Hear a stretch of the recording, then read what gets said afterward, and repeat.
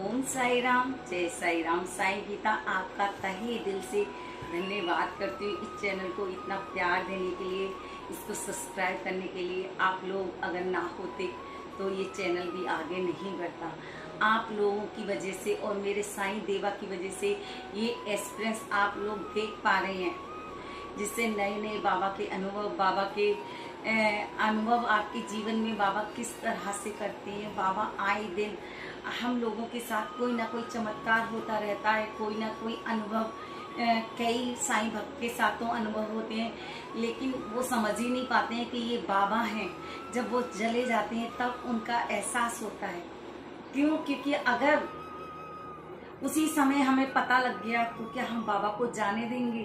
क्या बाबा भीड़ ना इकट्ठी हो जाएगी? बहुत सारे भक्त लोग कहते हैं कि जब बाबा आते हैं तो आप लोग उनका फोटो क्यों नहीं खींचते हैं, या आप लोग। तो साईं भक्तों, हमें नहीं पता होता उस समय कि ये मेरे साईं देवा है। जब वो चले जाते हैं, जब हमारा काम पूरा हो जाता है, तब हमें एहसास होता है कि ये मेरे साईं देवा थे। तो साईं भक्तों, मैं आए दिन आपको कोई ना कोई एक्सपीरियंस किसी न किसी भक्त का आपको सुनाती हूँ। तो आज मैं एक ऐसे एक्सपीरियंस सुनाने जा रही हूँ जो मेरे साथ साईं देवा ने किया। तो ये अनुभव है कम से कम 17-18 साल पुराना अनुभव है कि एक बार मैं पहले शिरडी गई, सेकंड टाइम जा रही थी, लेकिन मेरे पास इतने पैसे नहीं हो पा रहे थे कि मैं दोबारा से साईं देवा के दर्शन करने जा सकूँ। बस बाबा से यही कहती रहती थी कि बाबा अब बहुत हो गया, अब मुझे कब दर्शन दोगे। मैं सारा दिन रोती रहती थी कि बाबा अब तो बुला लो, अब तो कृपा कर लो, इतने दिन हो गए आपको देखे हुए। मैं, क्योंकि आपको पता है, मैंने अपनी स्टोरी में पहले भी बताया कि मेरे हालात बहुत ज़्यादा ख़राब थे। जब मेरे हस्बैंड एक्सपायर हो चुके थे तो छोटे छोटे बच्चे रह गए थे, उनके साथ कैसे जीना, कैसे उनको संभालना, कैसे क्या करना, सब कुछ ख़त्म हो गया था। लेकिन जब मेरे साईं मुझे मिले, शायद उस समय मेरे साईं मिल जाते तो शायद आज मेरे हस्बैंड जाते ही नहीं। लेकिन देर हो गई थी। मैंने बाबा को बाद में जाना, मुझे पता नहीं था कि बाबा सबको सही कर देते हैं, सबकी झोलियाँ भरते हैं। बस मुझे उन्हीं पे आस थी। मैं बाबा से बस यही कह जा रही थी कि बाबा बस आप मुझे बुला लो ना, प्लीज़ बाबा आप मुझे बुला लो ना। बाबा के मंदिर जाती हूँ, वहाँ मत्था टेकती हूँ कि बाबा किसी भी तरह आप मुझे शिरडी बुला लो, जहाँ बाबा की साई संध्या होती थी। ऐसी कोई जगह नहीं होती थी। अगर किसी भक्त से बात कर रही हूँ तो उनसे मैं बस यही कहती थी कि बस मेरे लिए अगर दुआ करनी है तो यही दुआ करना कि मैं जल्दी से जल्दी बाबा के दर्शन करने जाऊँ, बाबा का मत्था टेकने जाऊँ, कि बाबा को दोबारा से देख सकूँ मैं। अचानक एक दिन मेरे पास फ़ोन आता है और भैया कहते हैं कि मैडम आप पार्लर का काम करती हैं तो आपको मेकअप करना है किसी का, और आप अपनी तैयारी कर लीजिए। मैंने कहा ठीक है भैया, अब मुझे टाइम जगह बता दो, कहाँ जाना है और किसका मेकअप करना है। भाई कहते हैं कि मैडम आपको शिरडी जाना है और जो हंसर हयात जी हैं उनकी गाने की शूटिंग है, वहाँ आपको मेकअप करना है। जब मैंने साईं भक्तों ये सुना, मैं बस हाथ में फ़ोन था और मैं फटाफट बाबा के मंदिर जा रही हूँ और मैं बाबा के आगे रोने लगी कि बाबा मैंने आपसे जो मांगा वो आपने दे दिया, आपसे जो मैंने इच्छा करी वो आपने मेरी पूर्ण कर दी। हे साईं देवा, मैं भैया से कह रही, भैया मैं ज़रूर जाऊंगी मेकअप करने के लिए, चाहे कुछ भी हो जाए। मैं बाबा से यही कह रही, बाबा मेरे पास तो टिकट के पैसे भी नहीं थे। क्यों? क्योंकि जब मैं उनके साथ जा रही हूँ तो मुझे टिकट लेने की ज़रूरत नहीं थी, क्योंकि वो अपनी तरफ से लेके जा रहे थे। मेरी वो जहाँ रहने का इंतज़ाम भी उन लोगों ने किया, खाने का इंतज़ाम भी उन्होंने किया। मेरे हाथ में पैसे नहीं थे, फिर भी मैं शिरडी बाबा के दरबार में मत्था टेकने जा रही हूँ। साईं भक्तों, जब हम रोने लगते हैं, हमारे शरीर के अंदर कंपन होती है, हम लोग बाबा को बेतहा प्यार करते हैं, और जब सारा जग हमें साईं में नजर आए तो समझ लो मेरे साईं की कृपा तुम्हारे ऊपर हो रही है। मेरे साईं तुम पे कृपा कर रहे हैं, मेरे साईं तुम्हारे सिर पर हाथ रख रहे हैं। तो साईं भक्तों, बाबा आए दिन अपने भक्तों के साथ ऐसे ऐसे अनुभव करते हैं, तो वो प्यार बाबा के लिए अपने दिल के अंदर वो भावनाएं वो जागृत करो, जिससे बाबा आपके साथ भी अनुभव करें। कहते हैं ना, जहाँ सच्ची भावना श्रद्धा होती है बाबा वहीं अपने अनुभव दिखाती है। वहीं देखा है कहीं साईं भक्त के घर ऊदी निकल रही है, मैंने खुद अपनी आंखों से देखा, बहुत सारी जगह देखी है कि बाबा की ऊदी निकल रही है बाबा के चरणों से, कहीं बाबा की माला बढ़ गई है, कहीं बाबा जाके किसी ना किसी की कोई प्रॉब्लम है वहां पहुंच रहे हैं और वो प्रॉब्लम उसकी दूर करवा रहे हैं, और कहीं कुछ मतलब मेरे साईं की कृपा ऐसी होती है कि पता नहीं कितने लोगों के साथ बाबा चमत्कार करते हैं। तो साईं भक्तों, मेरे साथ भी बाबा ने ऐसा ही अनुभव किया। तो जब मैं शिरडी पहुंची, मैंने बाबा को मत्था टेका और मैंने बाबा से कहा, हे देवा, बस आपने मुझे बुला लिया, यही मेरे ऊपर बहुत बड़ी कृपा की कि आपने मुझे अपनी शरण में बुलाया। हे बाबा, मुझे ऐसे ही बुलाते रहना। और खुशी की बात ये थी कि मैं कुछ भी लेके नहीं गई थी, अपने हाथ में कुछ भी पैसे नहीं थे, मेरे हाथ में सिर्फ 100-200 रुपए थे। तो मैंने कहा रास्ते में बच्चे कुछ मांगेंगे तो उनको मैं खिला पिला दूंगी। कई बार बच्चे छोटे होते हैं तो कुछ ना कुछ मांगते हैं, तो मैंने वो रख लिए थे। लेकिन मेरे मन में ये आ रही थी कि मैं प्रसाद वगैरह और बाबा को प्रसाद कैसे चढ़ाऊंगी, बाबा का प्रसाद कैसे लेके आऊंगी।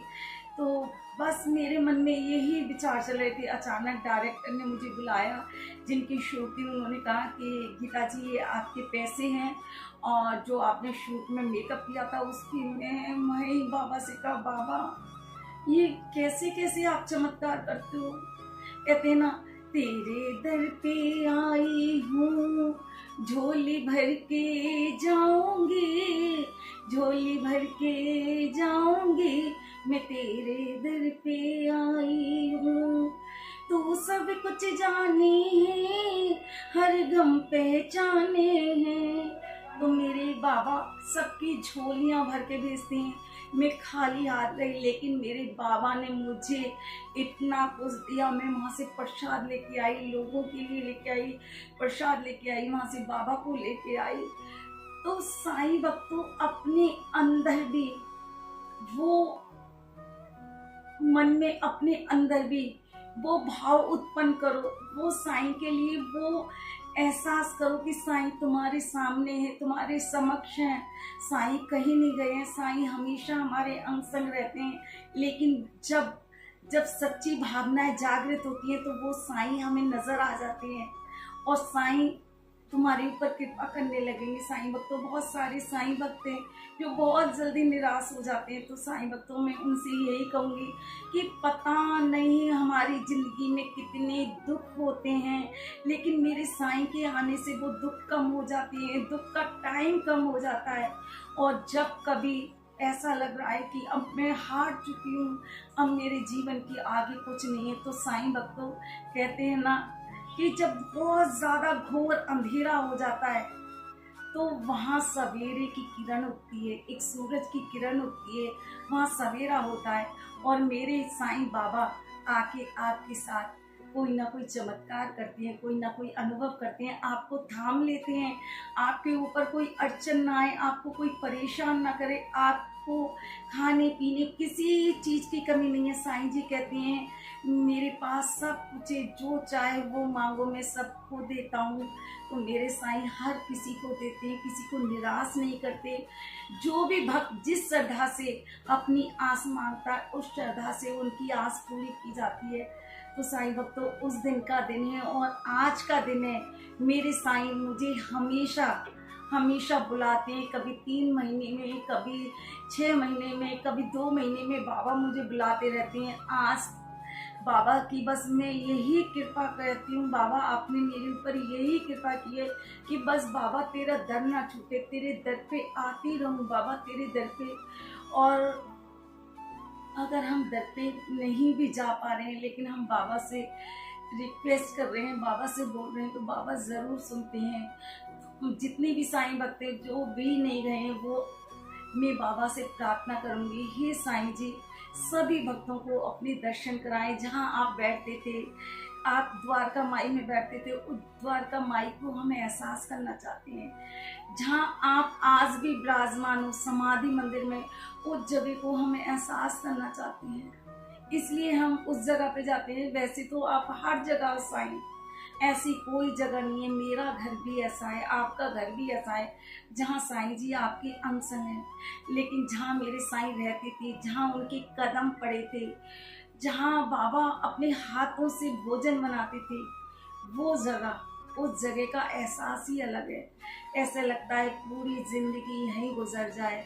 कहते हैं ना, शिरडी में जाके मैं खो जाऊं, शिरडी में जाके मैं खो जाऊं, हो ना मेरी पाप सी साईं साईं। तो मैं बाबा से यही कहूँगी, ये साईं जब शिरडी में आते हैं हम ऐसे गुम जाए, ऐसे हो जाए कि तेरे दर की धूल हमें हमेशा मेरे माथे पे चमकती रहे, तुम्हारे चरणों की धूल मेरे माथे पे हमेशा लगी रहे, आपकी उदी का चंदन मेरे माथे पे हमेशा लगा रहे। तो साईं जी, आप जितने भी साईं भक्त हैं, मैं उन सबसे यही कहूँगी कि आप घबराओ नहीं, साईं आपके साथ हैं, साईं आपकी हर इच्छा पूरी करेंगे। साईं बाबा बस आपकी अंदर वो भाव उत्पन्न करने होंगे, वो अपने अंदर बाबा के लिए एहसास पैदा करना होगा कि बाबा मेरे समक्ष है, मेरे ऊपर उनका हाथ है। बाबा कहीं नहीं, आपके दिल में है। अपने आप को मेडिटेशन करो, बाबा का ध्यान करो, आंख बंद करो, आपको बाबा जिस रूप में आप देखना चाहोगे बाबा आपको नजर आएंगे।